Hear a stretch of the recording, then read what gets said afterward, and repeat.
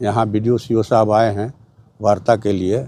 अभी तो लेटेस्ट मामला जमैनिया का है कि जमैनिया गांव जहां था ठीक वहीं का वहीं है। 70 लोगों को मिला है, माने ज़मीन मिली है बेलौटी के पास, लेकिन कोई वहाँ नागरिक सुविधा बहाल नहीं की गई है। ना वहाँ पानी का प्रबंध है, न रोशनी का प्रबंध है, न सड़क है।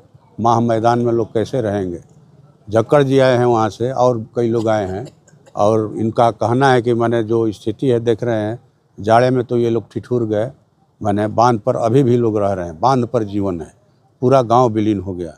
वैसे हमने 2-2 बार 3-3 बार जमैनिया का सवाल लोकसभा में भी उठाया, और हम तो एक माने पत्र दे करके भी माननीय प्रधानमंत्री जी से जमैनिया गांव को स्पेशल पैकेज देने की मांग किया कि आप स्पेशल पैकेज देकर उस गांव को बसाइए।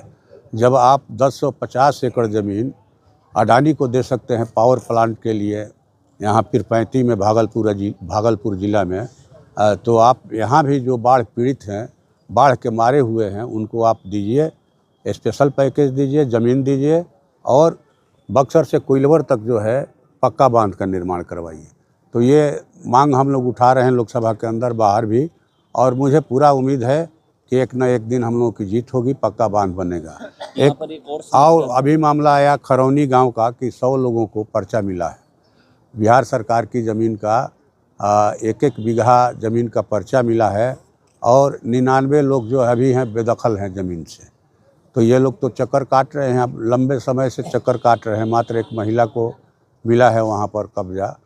तो ये मामला है। फिर नली गली का सवाल आया है, सामुदायिक भवन का आया है। अभी एक महिला के पति का एक्सीडेंट हो गया 2023 में, यहीं शाहपुर की हैं वो महिला, मुन्ना माने धानुक। तो उनको अभी तक माने मुआवजा नहीं मिला। तो हम लोग तो अभी बात किए DTO साहब से, और उन्होंने सोमवार को इनको 11 बजे बुलाया है। उसी तरह से कई सवाल हैं, हम लोग बैठकर बात करेंगे। और समस्या बहुत बड़ी हम लोग सुन रहे थे कि बॉर्डर से जो ज़मीन संबंधित है, कि बिहार और उत्तर प्रदेश के बॉर्डर में जो ज़मीन यहाँ बिहार के कुछ लोग चले गए, उनका कुछ नहीं। ये तो नदी के इलाके में हर जगह की समस्या है। यहाँ एक साथी रखे, क्या नाम हुआ आपका? भरत सिंह। यहाँ 2500 बीघा करीब विवाद की ज़मीन है। अगर हाँ, तो ये जो है ये होता है, नदी इधर बढ़ाई तो उधर ज़मीन निकल आती है यूपी के तरफ, और नदी उधर चली गई तो बिहार की तरफ ज़मीन निकल आती है। तो ये ज़मीन अब पर हमारा माने कब्जा हो, इसको लेकर के बराबर मर्डर उडर होते रहता है। तो हम लोग इस सवाल को भी मांगे हैं इनसे कि लिख करके आप दीजिए बजप्ता, और हम लोग इसको सदन के अंदर उठाएंगे। एक और समस्या हम लोग दिखाने गए हुए थे लालूडरा पंचायत में, वहाँ पर बक्सर और भोजपुर जिला के बॉर्डर पर जो सड़क है, कुछ दूर तक सड़क को खोद दी गई है, और वहाँ पर जो बड़ी गाड़ी है, माने 4 व्हीलर नहीं जा पा रही, आवागमन बंद हो चुका है। तो उसको लेकर लोग आवाज़ उठा रहे हैं कि सांसद महोदय से आप सवाल करिए कि वहाँ पर ना ठीक है वो करके ना बताए थे लोग, हम लोग और संबंधित विभाग के अधिकारी को हम लोगों ने फ़ोन किया था कि जा करके आप मुआयना कीजिए कि क्यों सड़क खोदी गई, कौन लोग खोद दिए, काहे खोद दिए सड़क भाई, लोगों को परेशानी हो रही है, उस परेशानी का आप निराकरण कीजिए। और अभी आए हैं अधिकारी CO BDO साहब, इनसे भी बातचीत होगी। धन्यवाद। सवाल है सर कि आरा, बिहिया और बनाए 3 रेलवे स्टेशन, हाँ, कई ट्रेनों की मांग की लोग कर रहे हैं। आप भी बोले हैं कि राजधानी एक्सप्रेस अभी तक नहीं रुकी है, पटना इंदौर एक्सप्रेस की लोग मांग कर रहे हैं, नहीं रुक रही है, और छोटे छोटे जगहों पर बहुत सारी ट्रेनें रुक रही हैं। अभी तो हम लोग प्रयास कर रहे हैं एक चीज़ के लिए। अभी बनाही में फरक्का का स्टॉपेज हुआ है, हम लोगों ने खुद झंडी दिखाकर रवाना किया था, और बिहिया में पटना कोटा का ठहराव हुआ है, वो भी 3 दिन ही रुकी। जो हो अभी माने 3 दिन रुकी हुआ ना, माने 3 दिन रुकी ना, हम लोग और मांगे कि रोज़ दिन रुके, ठीक ना। इसके बाद आपको पिछले 16-18 महीने में माने 10 ट्रेनों का ठहराव आरा में हुआ, और यहाँ हुआ पूरे भोजपुर ज़िला में, और 4 ट्रेनों का परिचालन आरा से हो रहा है।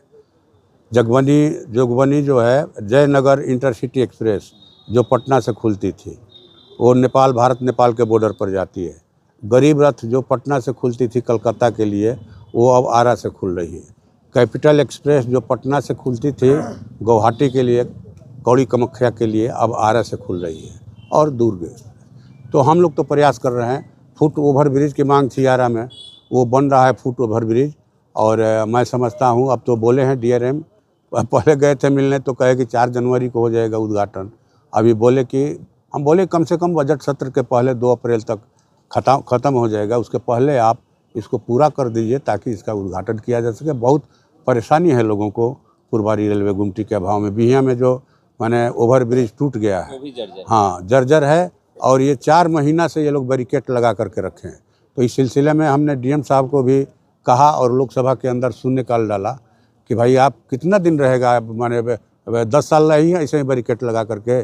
बड़ी गाड़ियों का परिचालन बंद है, स्कूल बसों का परिचालन बंद है, शादी ब्याह में लोगों को लगन का टाइम है, परेशानी हो रही है। तो हम बोले कि आप भाई इसमें तेज़ी लाइए और तत्काल। तो कहने का मतलब ये है कि चारों तरफ देख रहे हैं एक अराजकता का माहौल है, ठीक ना। माने भ्रष्टाचार जो है 7वें आसमान पर है, कहीं कोई सुनने वाला नहीं है। हाँ, जनता का आंदोलन ही इस भ्रष्टाचार पर या जो लोग नहीं सुन रहे हैं इस पर अंकुश लगाएगा। बिहार सरकार भ्रष्टाचार पर हम अंकुश लगा रहे हैं। कहाँ अंकुश, तो देखिए ना भाई, सब लोग तो बोले, आप लोग भी सुन रहे होंगे कि हम दौड़ रहे हैं परिमार्जन के लिए, हैं हम दखल कब्जा के लिए दौड़ रहे हैं, हम दौड़ रहे हैं कि जो है हमको माने ये नागरिक नहीं है झक्कड़ जी इस देश के उत्पादन में इनका योगदान है कि नहीं है। तो आप तो देख ही रहे कि भ्रष्टाचार का मामला, अपराध का मामला कितना बेहतर है कि हॉस्टल की छात्रा के साथ रेप हुआ, बड़े बड़े लोगों का नाम आ रहा है, कोई बोल रहा है तो उसको पकड़ के जेल में बंद कर रहे हैं, चाहे वो पूर्व IPS दीपक दास हो, अमिताभ दास हो, या माननीय सांसद पप्पू यादव जी हो। तो ये इस तरह से आवाज़ भी दबाना चाह रहे हैं। तो खैर ये बुलडोज़र के ज़रिए, मैंने कहिए कि बुलडोज़र के ज़रिए ये लोगों की आवाज़ को कुचलना चाहते हैं। भूमिहीनों का झोपड़ी उजड़ रहा है, लेकिन जो बड़े बड़े लोग माने हज़ारों एकड़ माने दखल करके रखे हैं, उन पर कोई बुलडोज़र नहीं है, उन पर कोई अतिक्रमण नहीं है। तो खैर हम लोग बैठे हैं, ढेर सारी बातें हैं, एक दिन में सब माने उसका हल नहीं होगा, लेकिन हम लोग प्रयास करते रहेंगे। धन्यवाद। को लेकर के अभी भी देश में बवाल मचा रहा है। ठीक है, जो लोग बवाल मचा रहे हैं, गलत कर रहे हैं, UGC लागू होना चाहिए। कौन चाहेगा कि माने किसी यहीं पर कि कोई किसी के साथ जाति सूचक शब्द का इस्तेमाल नहीं करे, जातीय घृणा नहीं हो, हैं नफ़रत नहीं हो, हैं उपेक्षा नहीं हो, इस नाम पर किसी को ऐसा नहीं कर दिया जाए कि कोई रोहित वेमुल्ला, पायल तड़वी जो है फांसी का फंदा लगा करके गले में झूल जाए।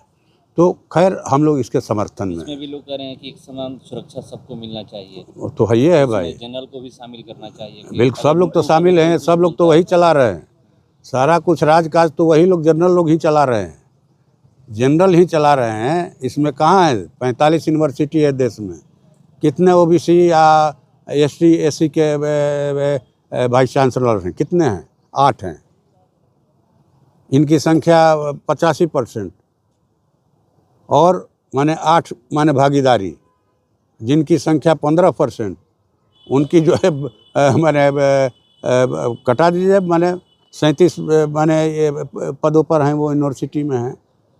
जितने IAS हैं, IPS हैं, आप आंकड़ा उठा कर देखिए ना भाई, न्यायपालिका में जो लोग हैं सब जगह देखिए, विधायिका में जो लोग हैं सब देखिए। तो खैर बात तो बहुत है। धन्यवाद।